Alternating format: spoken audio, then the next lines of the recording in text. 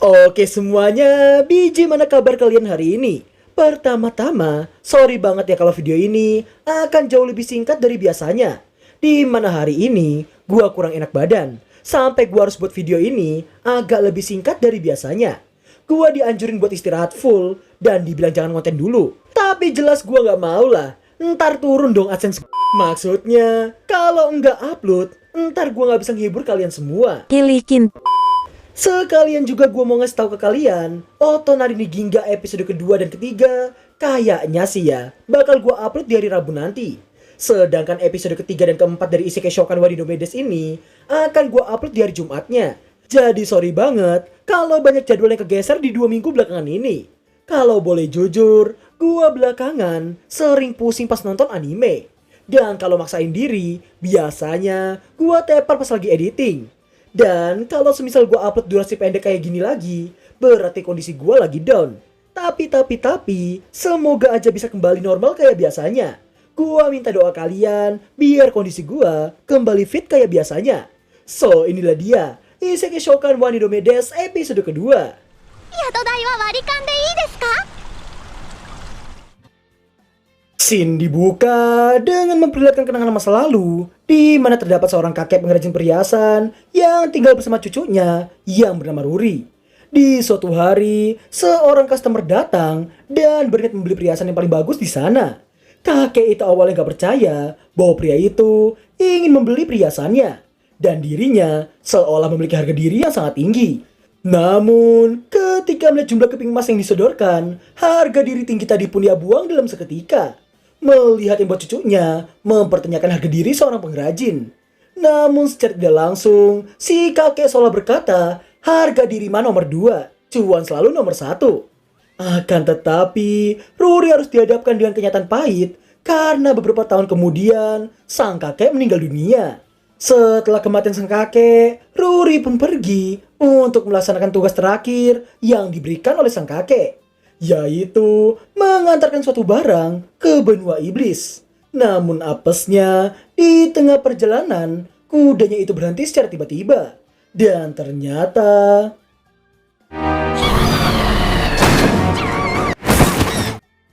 serangan dadakan itu membuat Ruri terjungkal ke tanah. Dari semua barangnya, hanya bros wasiat sang kakeklah yang dirinya utamakan. Lupa dengan penyerangan yang baru aja terjadi, Ruri dibuat terkejut dengan kemunculan monster tepat di depan mukanya. Bukannya kabur atau melawan, Ruri dengan somplaknya menawarkan duit ke monster itu. Namun sesaat kemudian...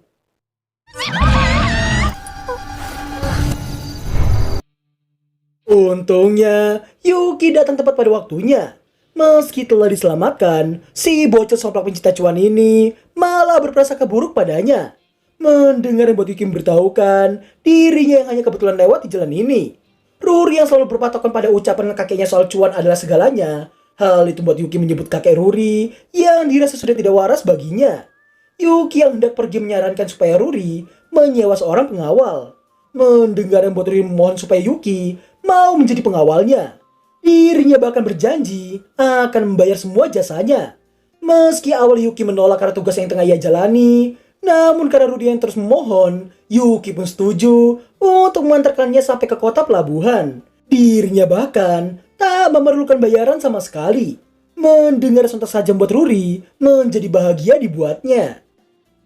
Singkat cerita, sesampai mereka di kota pelabuhan yang bernama Kota Marsin, tidak hanya terkenal karena banyaknya kapal di sana, tapi juga kota itu menjadi surganya para pedagang. Setelah itu, Ruri yang terus bertanya pada tiap nelayan ataupun pedagang kapal di sana, namun semua orang di sana menolak permintaan Ruri karena tujuan Ruri yang ingin pergi ke benua iblis. Yuki pun mewajarkan semua orang karena sangat konyol jika ingin pergi ke benua iblis karena bangsa mereka yang sedang saling berperang. Meski begitu, Ruri tetap tidak menyerah begitu saja. Ia pun berkeliling mencari nelayan yang mau mengantarkannya. Hingga pada akhirnya... terlihat 3 NPC so jagoan yang datang dan langsung melakukan inspeksi keamanan.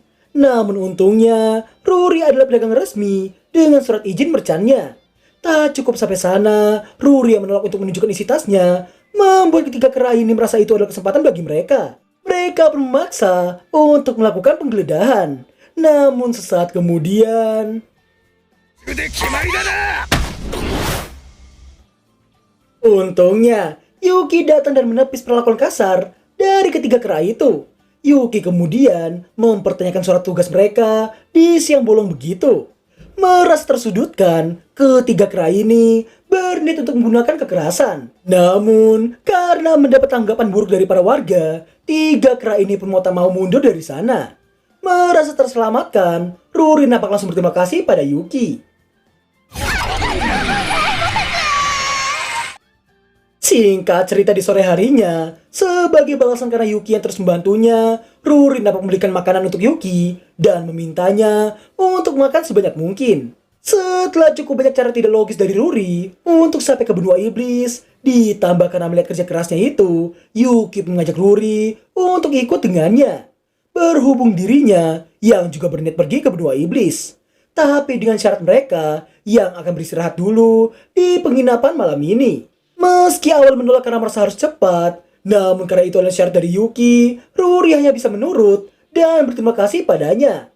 Tapi sebelum pergi, Ruri meminta satu hal padanya. Yatodai wa warikan de ii desu ka? Setibanya mereka di penginapan, terlihat Yuki yang baru aja selesai mandi dan meminta Ruri untuk gantian dengannya. Tapi sebelum itu, Ruri nampak menitipkan kotak berharganya pada Yuki. Meskipun baru kenal, namun Ruri sudah mempercayai Yuki untuk menjaga kotaknya itu. Ruri pun bercerita bahwa itu adalah pekerjaan terakhir yang diterima oleh sang kakek. Di mana saat itu, sang kakek yang mendapatkan pekerjaan untuk membetulkan bros itu. Namun sebelum bisa merampungkan tugasnya itu, sang kakek nampak sudah mengumuskan napas terakhirnya. Wasiat terakhir yang didapatkan oleh Ruri adalah mengantarkan bros tadi ke tuannya yang berada di benua iblis.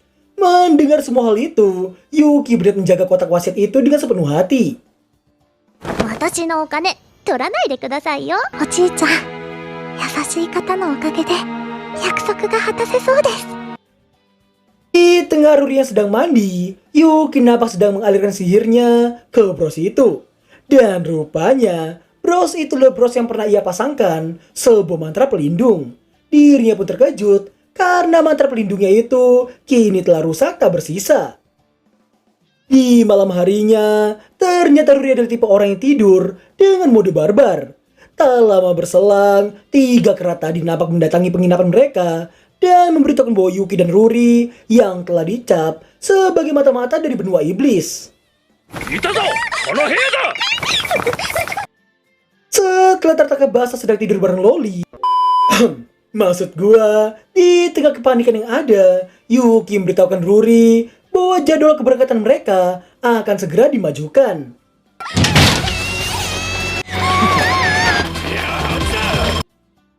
Setibanya di ujung dermaga, mereka yang tak punya jalan keluar lagi, membuat ketiga kera ini merasa di atas angin. Bukannya takut atau mencari jalan keluar, Yuki malah memprovokasi mereka bertiga. Ruri yang ketakutan pun dibuat terkejut karena Yuki yang mengajaknya pergi dari sana. Sembari menggendongnya, Yuki nampak melompat dari ujung dermaga. Dan sesaat kemudian,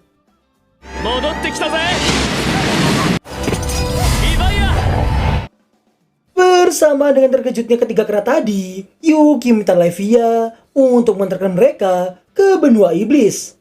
Sekepergian mereka, ketiga kera tadi merasa itu semua hanyalah mimpi. Mereka memutuskan untuk tidak membuat laporan mengenai hal tersebut. Dalam perjalanan, Ruri yang mengingat nama yang tadi disebutkan oleh Yuki baru teringat bahwa nama itu adalah nama dari Levia sang dewa laut. Melihat betapa patuhnya Levia pada Yuki, hal itu membuat Ruri menduga dirinya baru saja mendapatkan pengawal yang kelewat luar biasa.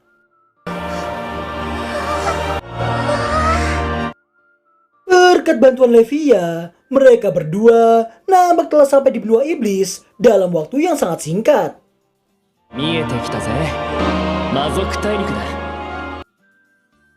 Dan berakhirlah alur cerita anime Isekai Shokan wa Nidobe Desu episode kedua. Pelajaran yang bisa kita dapatkan di episode kali ini adalah jagalah seorang loli dengan sepenuh hati. Karena mungkin aja jodoh lu adalah loli.